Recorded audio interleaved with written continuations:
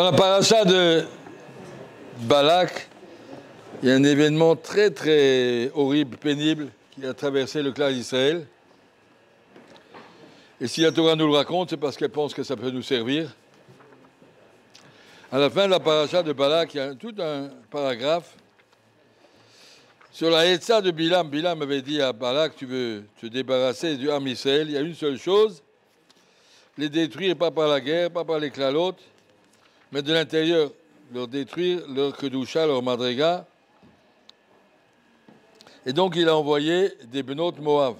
Il a envoyé des goyotes sans tzniout. Vatikren à la ham livré l'ohen. Et ils ont appelé les gens, les juifs, venez, venez, on va faire des festins d'Avodazara. Ils sont prosternés à Avodazara. Et les juifs, non seulement ils ont été avec des goyotes, se sont prosternés au dieu d'Avodazara. Hashem s'est mis en colère. Et qu'est-ce qui est arrivé de tout ça? 24 000 morts. 24 000 juifs qui sont morts de cette attaque honteuse de M. Bilam et des Bnot Moab.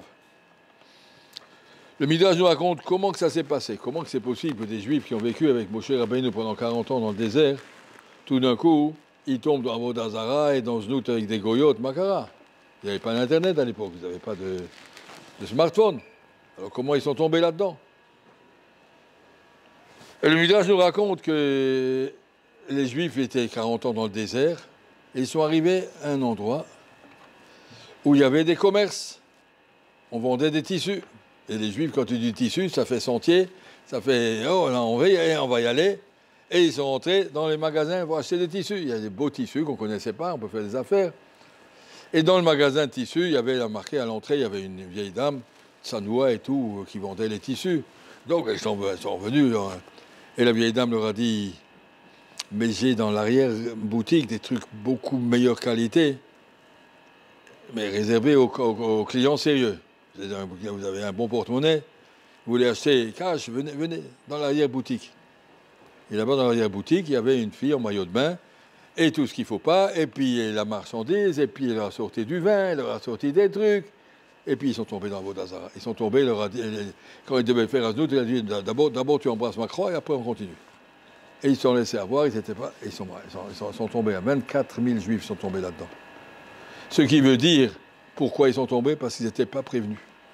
Ils n'ont même pas pensé qu'il y a un Nisayon. Ils sont allés acheter du tissu, ils vont dans le désert, dans la Kedusha, dans la Tzniut, dans tout ce qu'il faut. Ils n'ont même pas pensé que ça existe, un etc. pareil. Tout d'un coup, ils étaient confrontés à un etc. qui était beaucoup plus fort que leur possibilité de se protéger. Une Avera qui arrive comme ça subitement sans que tu aies même pensé. Et ils sont tombés. Manaf Kamina pour nous, Naf Kamina, ça tombe toujours bien par cette Balak à la fin de l'année. Il y a des Bahrim qui seront malheureusement obligés de rejoindre l'année prochaine le monde de Bilam et de toute la Touma. Le seul moyen, c'est d'être prévenu. Attention, tout le but du Yetzirah d'amener des Bahrim à la fac, c'est pas pour leur donner des diplômes, c'est pour leur donner des goyotes, pour les intéresser, pour les attirer, pour les faire tomber. Soyez prévenus, attention, faites attention. Il y a des gens qui ont une seule kavana, comment faire une avera à un juif. Une seule kavana, qu'il le sache ou qu'il ne le sache pas, mais c'est ça le fond du Yetzirah. Comment les faire tomber? Il faut être très très prévenu. Faites attention. Ce qui est arrivé, Ram Israël au Tzadikim peut arriver Khalila à tout le monde.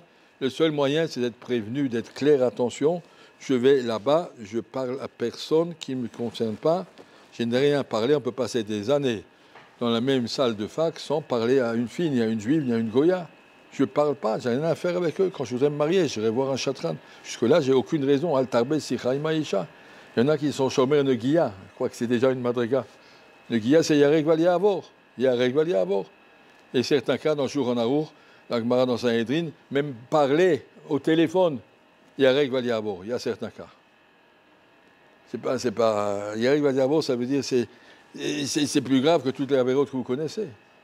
Il faut faire attention, mettre des darim clairs. Je suis là. J'avais un bon barreau ici qui est parti à l'école. À l'Orte, je crois que c'était à l'Orte.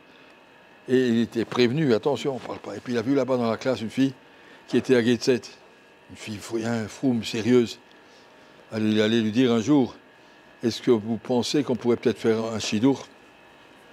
Elle lui a répondu, je ne parle pas des garçons qui parlent aux filles. Il est parti. Il a été vexé, le Bachour. Il m'a dit, qu'est-ce que je fais? Je lui ai dit, eh ben, elle avait raison. Qu'est-ce que tu parles des filles? Pourquoi tu parles des filles? Tu veux quelque chose? Tu t'adresses au Rav Sakaïla, tu t'adresses à quelqu'un qui va servir d'intermédiaire. Enfin, on ne parle pas des gens. Tu parles. En tout cas, ce qu'il faut savoir, se protéger, être prévenu à l'avance. Il ne faut pas aller naïvement. Il n'y a pas de naïvement. Il n'y a que de la touma, il n'y a que de la volonté de Yetzirah de faire trébucher les gens. Et il faut être prévenu. Attention, si tu te promènes à Azad, fais attention, il y a des bombes partout. Là-bas aussi, il y a des bombes partout. Il ne faut pas être naïf. Il ne faut pas croire, bah, ça va, je compare avec tout le monde. Rallye là, Yetzirah, il ne laisse personne. Il laisse personne.